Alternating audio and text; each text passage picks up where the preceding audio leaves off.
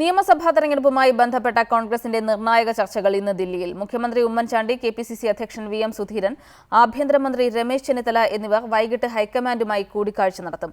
സ്ഥാനാർത്ഥി നിർണയ മാനദണ്ഡങ്ങളും പാർട്ടിയിലെ ഐക്യവും ചർച്ചയാകും. കോൺഗ്രസ് സ്ഥാനാർത്ഥി നിർണയം ഉൾപ്പെടെയുള്ള വിഷയങ്ങളിൽ ഹൈക്കമാൻഡ് നേരിട്ട് ഇടപെടുമെന്ന അഭ്യൂഹങ്ങൾക്കിടെയാണ് മുഖ്യമന്ത്രി ഉമ്മൻചാണ്ടി, കെപിസിസി അധ്യക്ഷൻ വി എം സുധീരൻ, ആഭ്യന്തരമന്ത്രി രമേശ് ചെന്നിത്തല എന്നിവർ കോൺഗ്രസ് അധ്യക്ഷ സോണിയാഗാന്ധിയുമായി കൂടിക്കാഴ്ച നടത്തുന്നത്. തെരഞ്ഞെടുപ്പിന്റെ ഏകോപന ചുമതലയുള്ള ഗുലാം നബി ആസാദിന്റെ റിപ്പോർട്ടിന്റെ അടിസ്ഥാനത്തിലാണ് ഹൈക്കമാൻഡ് നേതാക്കളെ ദില്ലിക്ക് വിളിപ്പിച്ചത്.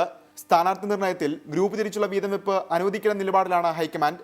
അതിനാൽ ജയസാധ്യത, മികച്ച പ്രതിച്ഛായ തുടങ്ങിയ മാനദണ്ഡങ്ങൾ പാലിച്ച് സ്ഥാനാർത്ഥികളെ കണ്ടെത്താൻ നേതാക്കളോട് ആവശ്യപ്പെടും.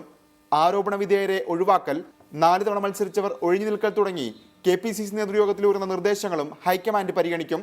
യുവാക്കൾക്കും വനിതകൾക്കും പ്രാതിനിധ്യം ഉറപ്പുവരുത്തണമെന്നതിനാൽ കഴിഞ്ഞ തവണ തോറ്റ പലർക്കും ഇക്കുറി സീറ്റുണ്ടാവില്ല. സിറ്റിംഗ് MLA-മാരുടെ കാര്യത്തിലും ഇത് ആവർത്തിച്ചേക്കും. മുഖ്യമന്ത്രി സ്ഥാനാർത്ഥിയെ പ്രഖ്യാപിക്കാതെ പ്രവർത്തക സമിതി അംഗം AK ആന്റണിയെ പ്രചാരണ നായകനാക്കി വി എം സുധീരൻ, ഉമ്മൻചാണ്ടി, രമേശ് ചെന്നിത്തല എന്നിവരോട് ഒരുമിച്ച് തെരഞ്ഞെടുപ്പിൽ മത്സരിക്കാനും ഹൈക്കമാൻഡ് നിർദ്ദേശിച്ചേക്കും. ഏതു വിധേനയും സംസ്ഥാനത്ത് ഭരണം നിലനിർത്താനുള്ള തന്ത്രമാണ് ഹൈക്കമാൻഡ് കേരളത്തിൽ പരീക്ഷിക്കാനൊരുങ്ങുന്നത്. ഈ സാഹചര്യത്തിൽ ഐക്യത്തോടെ തെരഞ്ഞെടുപ്പിനെ നേരിടാൻ നേതാക്കൾക്ക് ഹൈക്കമാൻഡ് നിർദ്ദേശം നൽകിയേക്കും. റിപ്പോർട്ടർ, ദില്ലി.